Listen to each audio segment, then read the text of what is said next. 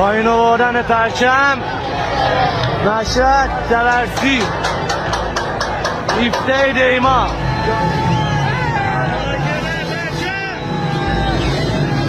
Do you know, Iran is going through something way more serious than just another wave of protests right now. What started in the streets because of food prices, inflation, and the currency literally crashing has turned into a direct threat to the government's power. The economic crisis hitting everyday people in Iran has created this massive crack in the foundation of a regime that stayed in power through control and, well, repression. When people stop just asking for a decent life and start rejecting the authority that failed them, that's when you know it's not just about money anymore. It's a power crisis. But the real question is, how far will this actually go? Could this push Iran toward a radical political shift? Like, is a revolution actually happening again after all these decades? Let's dive deep and really try to understand what's going on in Iran. So, Iran has this super unique political setup. It's like a mix of a republic and a total theocracy. Basically, the ultimate power doesn't really belong to the people. It's all about this principle called velayat-e, or the guardianship of the Islamic jurist. In this system, the supreme leader has absolute power that literally towers over everything: the legislature, the executive, even the courts. The whole government is designed so this one religious figure has total control through these key institutions, especially the Guardian Council. Get this, half of them are picked directly by the supreme leader. This council acts like a strict ideological filter. They have the constitutional power to veto any law they think doesn't line up with Islamic law. And honestly, the most crucial part, they can disqualify any political candidate they don't like. Because of that, even though they have elections, the actual political space is so tiny. Only people who are super loyal to the system are allowed to participate. So the ruling regime basically gives the supreme leader an unmatched mandate to decide everything, both at home and abroad. Even though there's a president in parliament, the voters' choices are totally limited by that Guardian Council screening. They systematically kick out anyone moderate, reformist, or literally anyone suggesting changes that might threaten their grip on power. By limiting choices to just their inner circle of loyalists, elections in Iran often lose their democratic meaning. They just become a symbolic show for the world to pretend the regime still has the people's support. But in reality, the options are super limited and rigged from the start. Meanwhile, when it comes to security, the Islamic Revolutionary Guard Corps, or the IRGC, is this parallel power that goes way beyond a normal military. The IRGC isn't just an army guarding borders, they're the ideological bodyguards and an economic powerhouse that answers directly to the supreme leader, not the Ministry of Defense or the civilian government. This special position basically makes the IRGC the main tool for keeping the regime stable. They're the ones pushing the country's ideological priorities, both inside Iran by tightly watching the opposition, and outside through these asymmetric operations. But because the IRGC isn't actually under the president's control, they often just do their own thing, independent from any formal foreign policy. It literally makes them an unmatched power within Iran's whole structure. The thing is, this rigid political setup puts so much structural pressure on the economy. You have to realize that the country's economy is super dependent on the oil and gas sector. I mean, historically, it's been more than half of their national income. And even though the government is always promising to diversify and move away from that, the dependency is just way too deep. This vulnerability is exactly what becomes their biggest weak point whenever Iran faces global sanctions, especially the ones from the US and the EU. These sanctions hit their energy sector and international banking access so hard that it doesn't just cut off their money, it basically paralyzes the entire national financial structure. It leaves Iran totally isolated from the global market and makes it so difficult to import the tech and capital they need to modernize. But it's more than just a trade issue. The conflict between the regime's interests and the civilian economy is made even worse by how much the IRGC dominates productive sectors. Through all these foundations, or boneyards, and affiliate companies, the IRGC controls everything from construction and energy to telecom and transport. This dominance creates this shady economic ecosystem that's not transparent at all and operates way outside of any fair market rules. This monopoly by the military elite just kills private growth, fuels widespread corruption, and shuts down any real opportunities for regular people. As a result, you get this shadow economy with predatory lending and oil smuggling just to dodge sanctions. It just concentrates all the wealth in the hands of a few elites with military power, while the regular citizens are the ones stuck carrying the whole economic burden.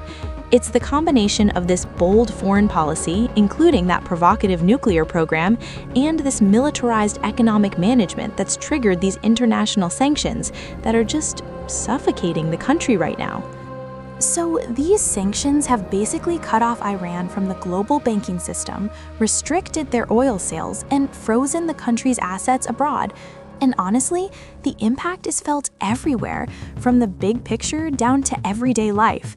The Rial is in a total freefall, and inflation has spiked so high that it's literally destroying people's buying power. Basics, they're becoming unaffordable for most people now. All this imbalance just kept building up until it created this deep sense of injustice, no economic opportunities, no collective hope. And that's what eventually fueled these massive protests starting late December 2025 until today. People are now openly challenging the system that they see as the main source of this whole multi-dimensional crisis.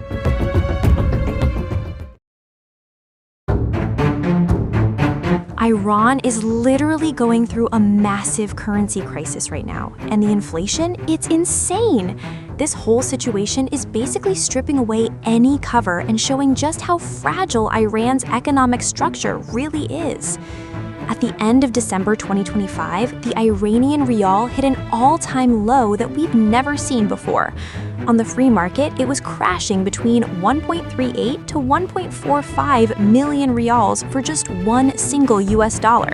Compare that to the already bad 820,000 rials before. And it gets worse. By January 11th, 2026, it tanked even further.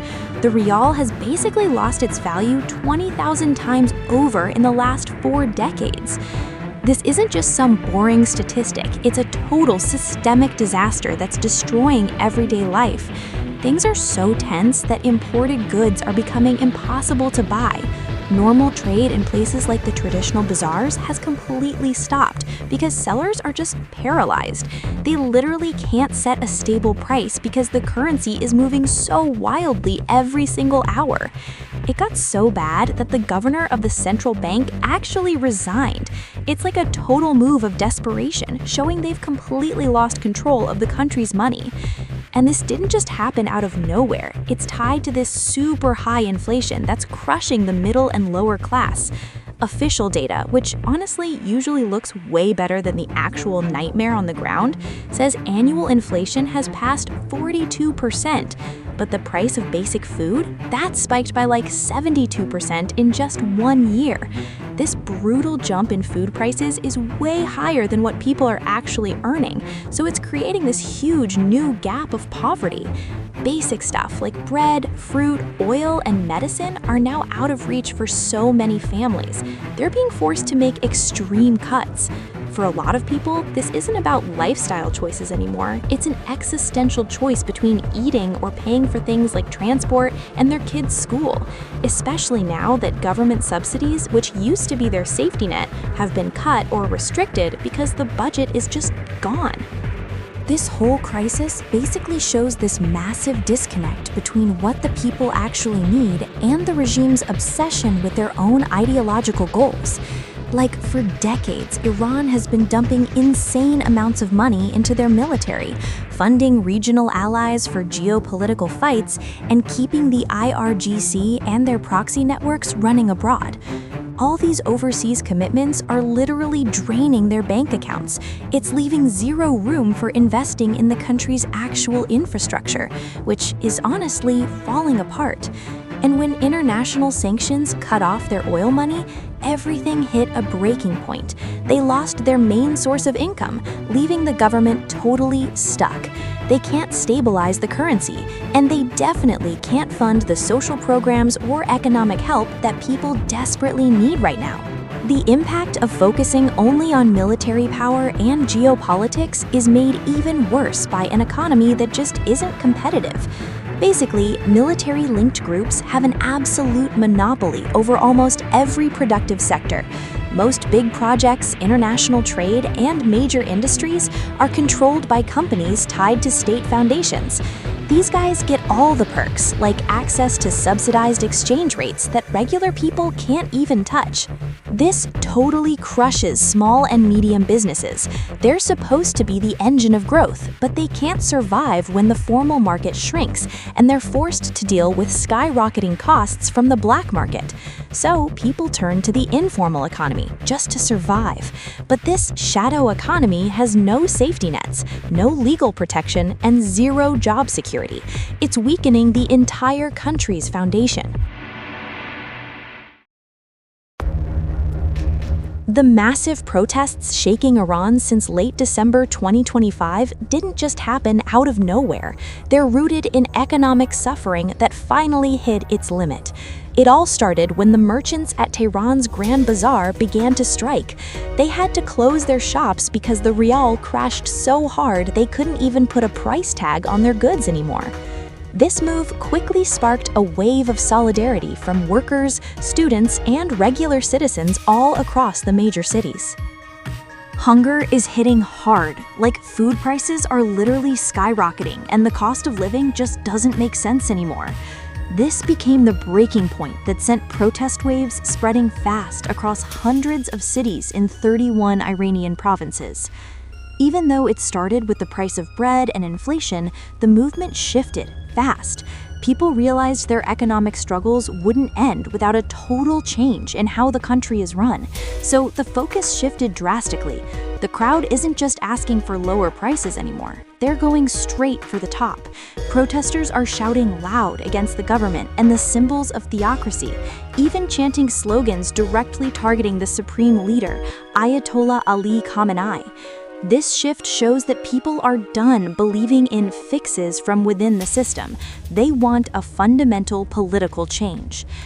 To kill the fire of these protests, the Iranian government took an extreme step on January 8, 2026, by cutting off almost all internet access nationwide. We're talking a total internet blackout, complete information darkness. With the internet down to its lowest level, protesters lost the ability to coordinate in real time. But it's more than that. This shutdown acts as a digital curtain, stopping photos or videos of the violence on the ground from reaching the outside world. To the international community and Iranian figures abroad, this is seen as a tool of oppression, a way for the regime to act without the world watching. The government's response to its own people has become harsher and, honestly, heartless. Security forces are reportedly using live ammunition to break up crowds, leading to massive casualties. Human rights groups say hundreds, maybe thousands have died, and over 10,000 people have been detained without any clear legal process. Activists and organizers are being hunted and arrested in mass. To justify this violence, the government is using an old strategy, accusing protesters of being foreign agents trying to ruin Iran. They're using this narrative as a legal stamp to justify physical violence and mass arrests against their own citizens. The term edge of revolution in Iran right now is not just a fancy way to describe the protests on the streets. It's literally showing us that the regime, which has been in power for decades, is losing its grip on the main groups that kept them standing. We're talking about everyone from merchants and workers to their own traditional supporters. What started as people just trying to survive and put food on the table has turned into this massive movement. Iranians are straight up questioning if their government even deserves to lead anymore, especially when they can't provide basic safety or a future. These protests aren't just normal protests. They're a huge test for the breaking point between the state and its people. One of the clearest signs is seeing the shopkeepers and the lower middle class finally speaking up and even hitting the streets. Historically, these were the people who backed the Islamic Republic since the 1979 revolution. But now, trade is dead, shops are forced to close, and the economy is stalled. So they're openly defying the government. The fact that these groups, who used to stay out of politics, are now involved, it shows that the anger is everywhere, from students to laborers in every city. They aren't just moving for their own interests anymore. It's one united voice of rage that crosses every economic line and age gap. And honestly, the world is watching. The crisis of trust isn't just happening inside Iran, it's happening on the global stage. World leaders and international organizations are looking at Iran differently now.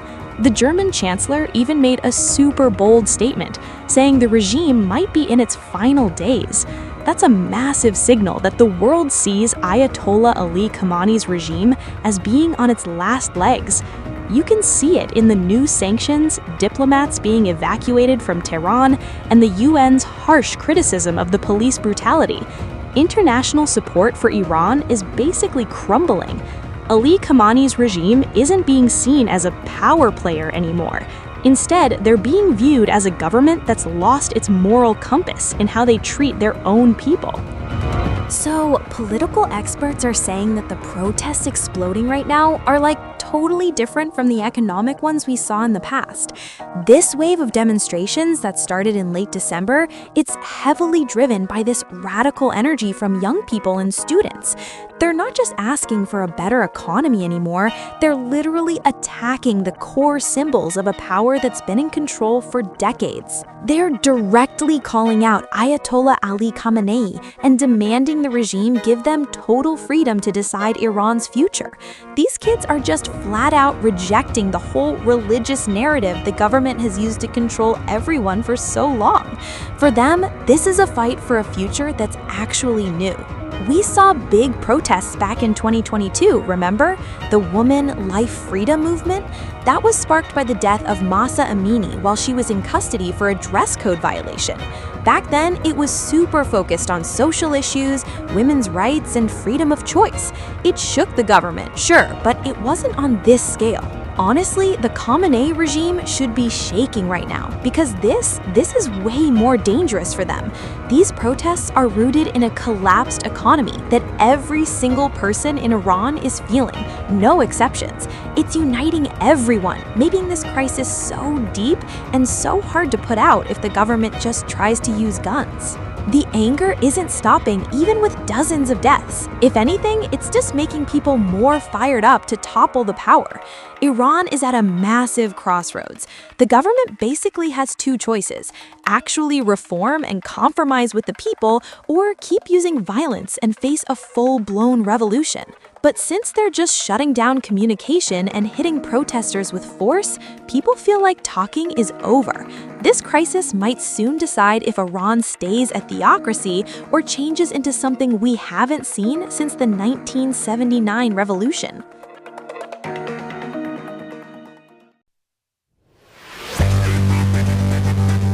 The crisis in Iran right now is honestly reaching a whole new level of serious. On the inside, the economic pressure is just crushing, and the political tension, it's creating this massive rift, not just between the people and the government, but even among the elites who can't agree on how to fix this mess. The state is probably gonna double down with some really intense emergency moves. We're talking security forces on every corner, locking everything down, and honestly, using even more force just to keep up this image of being stable. But let's be real, that's a huge risk. Instead of calming things down, the violence just makes people lose faith even faster. It makes the gap between the rulers and the people so much clearer. And looking at Iran's history, stability built on fear, yeah, it never lasts. It's just a ticking bomb. outside the borders, this instability is a massive red flag for the rest of the world. Iran is such a key player in the Middle East, with its huge network, its controversial nuclear program, and that super strained relationship with the US and Israel. Any crisis inside Iran could literally spark a fire everywhere else. There's this dangerous pattern where a regime that's feeling pressured at home tries to distract everyone by acting aggressive abroad or using war talk against foreign enemies. This makes the risk of an actual open war in the region so much higher. In the worst-case scenario, the chaos in Iran could drag global superpowers into a direct fight that's almost impossible to stop. And it's not just about security. It hits the global economy too, especially energy. Iran has some of the biggest oil and gas reserves on the planet, so any drama there sends shockwaves through the global market. The scariest part? The Strait of Hormuz. It's this tiny, narrow passage, but it's the main exit for global oil. If that gets blocked, everything changes. If things in Iran keep heating up and these routes get messed with, global oil prices are gonna skyrocket instantly, like literally overnight. This whole uncertainty is just driving up prices everywhere, causing global inflation that basically puts a massive burden on countries that are already struggling. In other words, whatever's happening on the streets of Tehran or Mashhad actually hits us directly. It affects gas prices and daily essentials all over the world. With all this chaos, there's this huge question. Is Iran actually headed toward a total regime change, or are they just entering a darker chapter where the government gets even more ruthless? For a long time, the Islamic Republic has been survival pro. They know how to adapt by using force or just changing their look without ever actually touching their core power. But honestly, this crisis feels different. The economic collapse right now is hitting everyone, from the working class to the middle class, and it's totally weakening the ideology the regime has been bragging about for years. When a country can't even put food on the table, provide safety, or give young people any hope for the future, their ability to keep things as they are, yeah, that's looking pretty doubtful.